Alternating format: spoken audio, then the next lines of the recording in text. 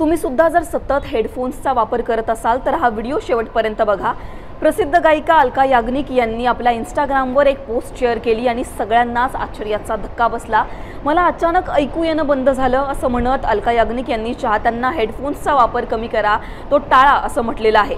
अलका याग्निक यांना असा कुठला आजार झाला ज्याच्यामुळे त्यांना अचानक ऐकू येणं बंद झालं? हा आजार किती धोकादायक आहे? तुम्हाला तो आजार होऊ शकतो का आणि तो आजार होऊ नये म्हणून काय काळजी घेतली पाहिजे या सगळ्यांवर बोलणार आहोत या व्हिडिओमध्ये। नमस्कार, मी पूजा, तुम्ही पाहताय मुंबई तक।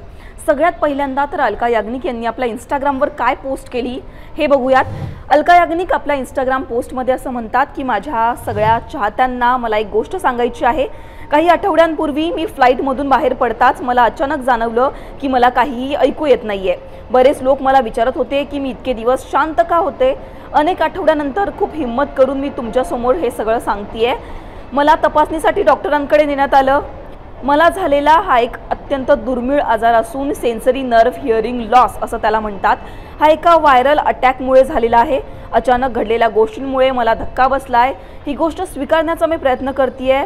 तुम्ही सगळे माझ्यासाठी प्रार्थना करा असं अलका याग्निक यांनी म्हटलेलं आहे। यासोबतच आपल्या चाहत्यांना हेडफोन्सचा वापर कमी करा असं त्यांनी म्हटलेलं आहे। मोठ्या आवाजात तुम्ही जर गाणी ऐकत असाल तर ती ऐकू नका असं सुद्धा अलका याग्निक यांनी म्हटलेलं आहे।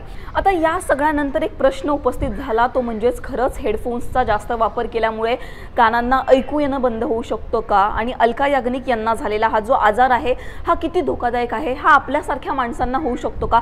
या सगळ्यांबद्दल जाणून घेण्यासाठी आम्ही IMAचे माजी अध्यक्ष अविनाश बोंडवे यांच्याशी संपर्क केला आणि त्यांनी याबद्दल काय सांगितलेलं आहे, हा आजार कशामुळे होतो, याच्यावर काय उपाय आहे, काय याची लक्षणं आहेत, या सगळ्यांबद्दल त्यांच्याशी आपण बोललेलो आहोत।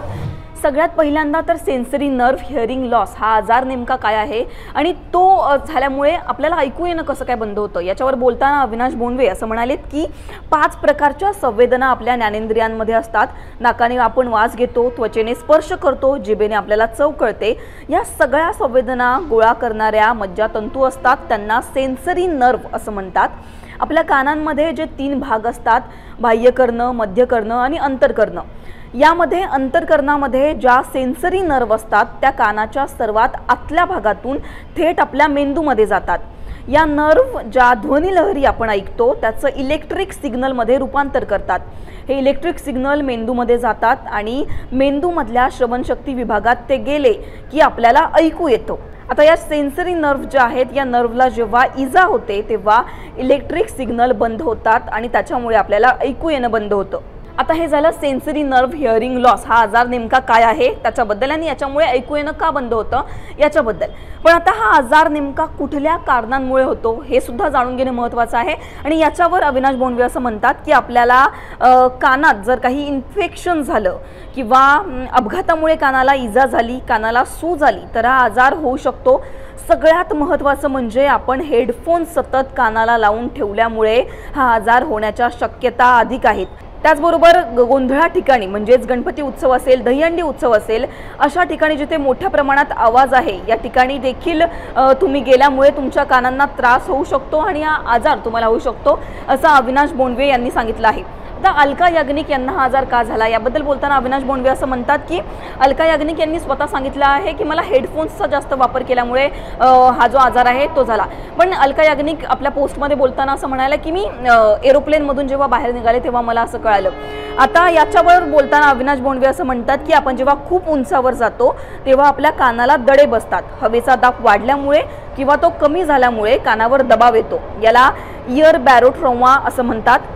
विमाना प्रवासावेळी आधी कानात कापसाचे गोळे दिले जायचे, आता ते दिले जात नाहीत, त्यामुळे या आजाराचं प्रमाण वाढलंय। त्यामुळे विमानाचा प्रवास करताना कानात हवा जाणार नाही किंवा कान झाकले जातील अशा गोष्टींचा वापर करा।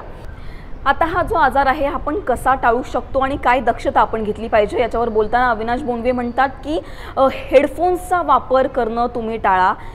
होईल तेवढा कमी हेडफोन्सचा वापर करा, त्याच्यामुळे तुमच्या कानांना त्रास होणार नाही। त्याच्यानंतर गोंधळा ठिकाणी जाणं तुम्ही टाळा, जिथे तुमच्या कानांना मोठ्या प्रमाणात आवाज ऐकू येतोय, तुमच्या कानांना त्रास होतोय अशा ठिकाणी जाणं तुम्ही टाळा।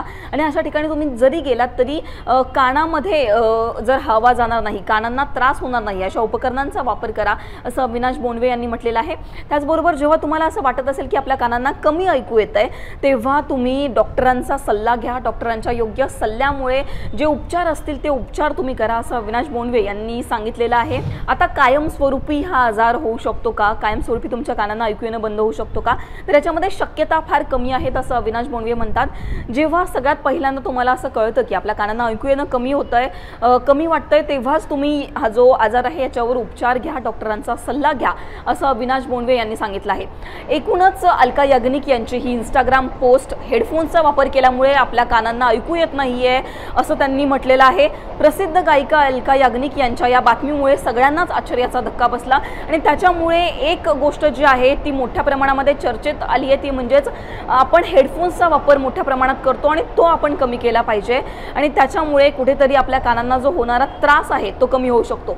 एकूणच तुम्हाला या सगळ्या प्रकरणावर काय वाटतं हे कमेंट सेक्शनमध्ये नक्की कळवा। हा व्हिडिओ तुम्हाला आवडला असेल तर याला लाईक करा, शेअर करा आणि मुंबई तकला तुम्ही जर सबस्क्राइब केलं नसेल तर सबस्क्राइब करायला विसरू नका। धन्यवाद।